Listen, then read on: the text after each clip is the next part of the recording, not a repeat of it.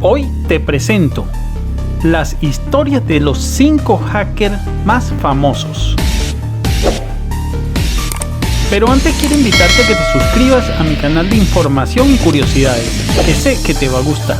Información y curiosidades. Información y curiosidades. Información y curiosidades. Ahora sí, comencemos. Estos hackers vulneraron la seguridad informática y terminaron en la mira del FBI. Vamos a hacer un recorrido por las vidas de Kevin Mitnick, Michael Case, Adrián Lamo, Albert González y Jonathan James para saber en qué terminaron. Algunos de estos hackers trataron de resolver un acertijo, otros el placer de romper las reglas y en algunos casos el deseo de hacer dinero. Son varias las razones que han llevado a algunos de estos hackers más conocidos de la historia a vulnerar sistemas informáticos de grandes compañías y agencias del gobierno. Algunos de ellos viraron el rumbo y en la actualidad usando sus conocimientos para brindar consultoría en materia de ciberseguridad. Otros se toparon con un destino menos auspicioso. ¿Pero qué tienen en común?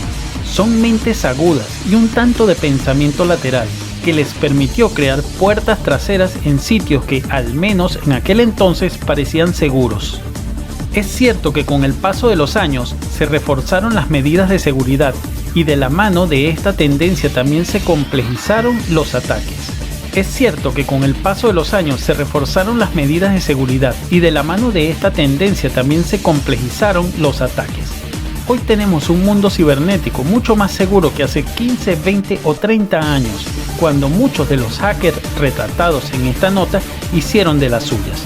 También es cierto que en aquel entonces cualquier brecha de seguridad y ataque informático a gran escala era una gran noticia. Empecemos por Kevin Mitnick, que fue uno de los cibercriminales más buscados del FBI. El hacker más famoso del mundo está de tu lado. El mensaje está resaltado y en letras enormes. Es lo primero que se ve al ingresar al sitio Mitnick Security. La página de Kevin Mitnick es un ex hacker de sombrero negro que hace unos cuantos años se calzó el sombrero blanco y desde entonces se dedica a brindar charlas y asesorías sobre seguridad informática. Entre los 80 y 90 se hizo conocido por ser uno de los cibercriminales más buscados por el FBI, que finalmente lograron atraparlo en 1995. Llegó a vulnerar la seguridad de 40 corporaciones, solo para demostrar que podía hacerlo. En la actualidad es un reconocido especialista en ciberseguridad. En 1981 fue acusado de robar manuales de Pacific Bell. Se dijo que ingresó junto a 2 amigos a las oficinas donde obtuvieron las claves de seguridad y manuales de Cosmos, que era una base de los datos utilizada por muchas de las compañías telefónicas de los Estados Unidos para controlar el registro de llamadas. Al año siguiente ingresó vía modem a la computadora del North American Air Defense Command, que significa Mando Norteamericano de Defensa Aeroespacial, en Colorado, y un año más tarde entró al sistema ARPAN con el objetivo de acceder a la computadora del Pentágono. En 1987 fue acusado de vulnerar el sistema de Microsoft System y 2 años más tarde de hackear al fabricante de computadoras Digital Equipment Corporation. Logró entrometerse en D-Arc, un sistema que la empresa utilizaba para desarrollar su sistema operativo multiusuario RSTSE. Como no tenía el usuario y la contraseña, recurrió a la ingeniería social. Se hizo pasar por uno de los desarrolladores del sistema y dijo que no se acordaba del password y le pidió a uno de los administradores que se le reconfigurara para poder autenticarse. Y le funcionó, pues con esa técnica logró en diferentes oportunidades instalar malware y dejar puertas traseras en los sistemas sin ser identificado. Después de varios años de esquivar a la justicia, en 1995 el FBI logró arrestarlo y pasó 5 años en prisión por diferentes delitos. Tras salir de la cárcel se dedicó a la consultoría informática donde alerta, entre otras cuestiones, sobre los engaños por medio de ingeniería social que han dado origen al phishing, uno de los delitos que más afectan a los usuarios en la actualidad.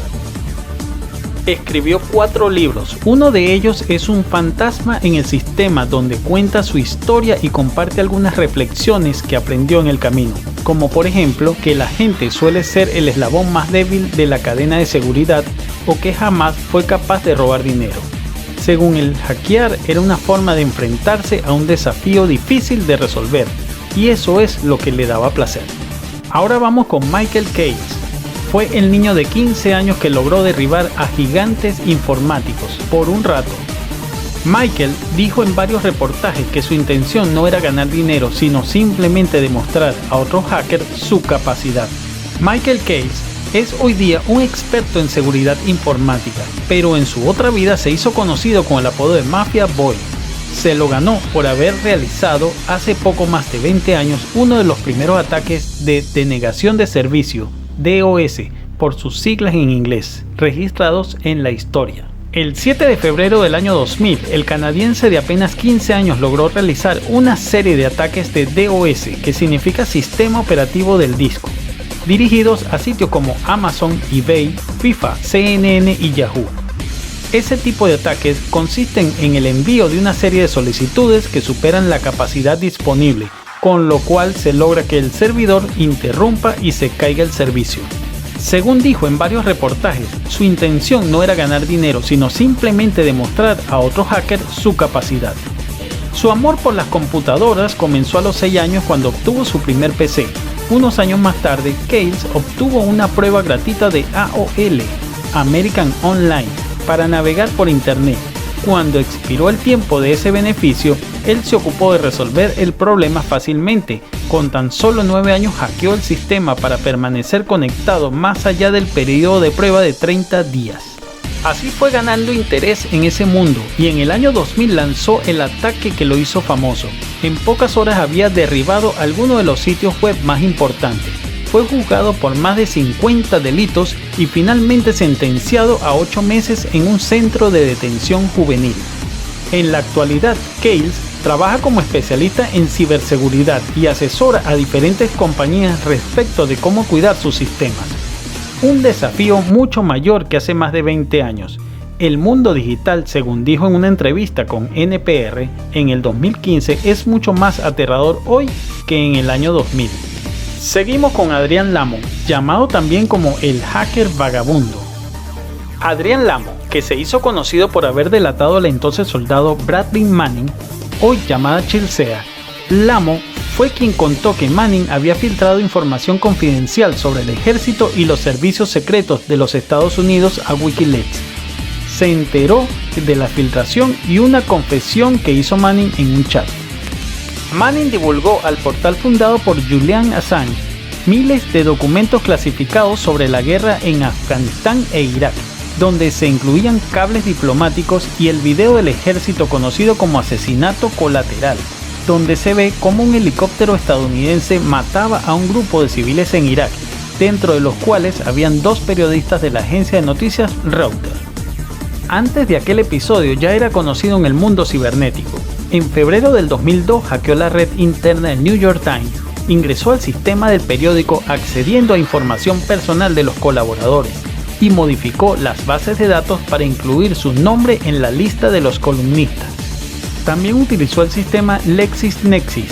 Es una corporación estadounidense que vende plataformas de extracción de datos a través de portales en línea para realizar investigaciones y búsquedas sobre diferentes temas.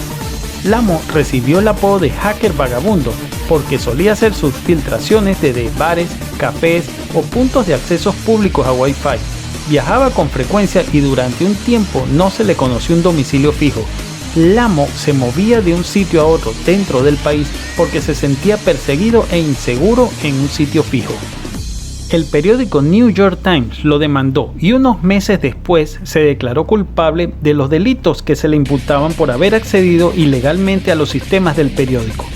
Microsoft y LexisNexis al año siguiente fue sentenciado a 6 meses de prisión domiciliaria, 2 años de libertad condicional y un pago de $65,000 por daños.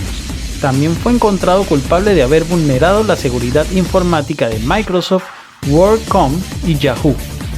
Lamo falleció el 14 de marzo del 2018 a los 37 años. fue encontrado muerto en su departamento en Wichita, Kansas. Una mente brillante y un alma compasiva se ha ido. Era mi hijo amado, escribió su padre Mario Lamo en Facebook. Ahora le toca el turno a Albert González, el cerebro del robo de datos de unas 180 millones de cuentas. Albert González, apodado South Nazi, y otros cómplices robaron datos de unas 180 millones de cuentas de tarjetas de crédito entre el 2005 y el 2007. En el 2003 había sido acusado de ser parte de un grupo de hackers conocido como Shadow Crew, que traficó con 1.5 millones de números de tarjetas, pero evitó la cárcel a cambio de proporcionar pruebas e información al Servicio Secreto de los Estados Unidos. Gracias a su colaboración se logró procesar a varios integrantes de esta banda. Luego de esto, prontamente quiso volver a las andanzas y fue el cerebro de varios hackeos millonarios. González fue arrestado el 7 de mayo del 2008 por haber vulnerado un año antes la red de Dave & Buster desde un restaurante en Nueva York. En aquel episodio robó cerca de 5.000 números de tarjetas de crédito y se registraron transacciones por un total de $600,000. Y fue en marzo del 2010 cuando fue sentenciado a 20 años de prisión por hackear y robar información de Dave & Buster, TJX, Barnes & Noble, Office Max, Heartland y otras empresas. Al sentenciarlo, el juez dijo: "Lo que me pareció terrible fue que usted engañó a la agencia del gobierno con la que al mismo tiempo estaba colaborando, por lo que usted era un agente doble", según publicó en aquel entonces el diario El País. En la actualidad sigue cumpliendo su pena de prisión. Y por último, Jonathan James, el primer adolescente sentenciado por delitos cibernéticos. Jonathan James se hizo conocido por ser el primer adolescente en ser sentenciado por delitos cibernéticos.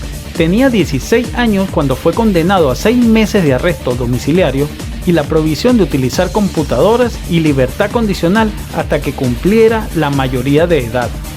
¿Pero cómo llegó a eso? Bueno, entre junio y octubre de 1999, James, cuyo apodo era Conrad, logró vulnerar la seguridad de la NASA y acceder a computadoras donde robó información que valía casi $2 millones. Era el código fuente que controlaba varios aspectos vinculados a la supervivencia dentro de la Estación Espacial Internacional. Por tratarse de datos tan críticos, la agencia decidió apagar todo y reescribir la información para evitar daños posteriores. Apenas unos meses después, ya habían logrado ingresar al sistema escolar del condado de Miami-Dade, el de la compañía Bell South y del centro de vuelo espacial Marshall en Alabama. Pero el gran golpe sería su intromisión al Departamento de Defensa de los Estados Unidos en el Pentágono. Jonathan entró por una puerta trasera en uno de los servidores y allí instaló un sistema que le permitió espiar la comunicación entre los empleados de la agencia. Así obtuvo los usuarios y contraseñas para ingresar a 10 computadoras del sistema de la Agencia de Reducción de Amenazas a la Defensa. Tiempo después fue condenado y sentenciado, pero antes de cumplir los 18 años violó las condiciones de su libertad condicional, por lo cual fue sentenciado a otros 6 meses, pero esta vez en un centro correccional juvenil de Alabama. En enero del 2007 se empezó a investigar un megadelito informático que había afectado a grandes compañías como TJX Company, Barnes & Noble y Dave & Buster, entre otras. Las miradas apuntaron a Jonathan, que siempre se declaró inocente. Luego se descubriría que el principal responsable de esos ataques había sido Albert González, y de hecho fue condenado por eso. En el transcurso de las investigaciones, el servicio secreto allanó la casa de Jonathan y otros allegados, y no se encontraron pistas de que hubiese participado de ningún modo en aquellos delitos. Las acusaciones pasaron sobre Jonathan, que sufría un cuadro de depresión, y el 18 de mayo el joven de 25 años fue encontrado muerto en la ducha de su casa. Tenía una herida de bala en la cabeza y había dejado una nota donde afirmaba, una vez más, que no había tenido nada que ver con los delitos que se le investigaban. La nota decía: "Recuerden, no se trata de lo que ustedes ganen o pierdan, Se trata de lo que yo gano o pierdo al estar sentado en una prisión por 20, 10 o incluso 5 años por un crimen que no cometí. Esta no es mi forma de ganar, por ello prefiero morir libre. Ya que conoces estas historias, déjame tu opinión en la caja de comentarios, regálame un like, apóyame suscribiéndote y dale a la campanita para que seas notificado y el primero en recibir mi contenido. No me queda más que despedirme y será hasta la próxima.